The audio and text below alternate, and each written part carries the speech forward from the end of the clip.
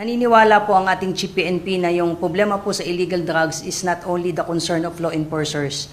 It also involves, it's a health problem, it's an economic problem. So dito pumasok yung naging usapan na yung mga gumagamit po ng illegal drugs, some of them are not really drug dependent. Oh my God! Wow! Some of them are social user or some of them, in fact, may mga nahuli tayo na ang reason nila is kaya sila nagde-drugs is para magising lang sila just to extend yung working hours. I think that was the context na sinabi ng ating Chief PNP na hindi dapat tinitignan ng isang drug user as masama. Ano masabi?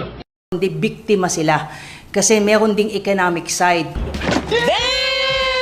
Gusto mong mag-extend ng iyong working hours. Take a case in point, yung ating mga konduktor, yung mga driver na nahuhuli po na pag nag-positive sa drugs, ang reason nila kasi grabe yung biyahe, kailangan nilang manatiling gising. Gunggong! Barinig kita sa mukha eh!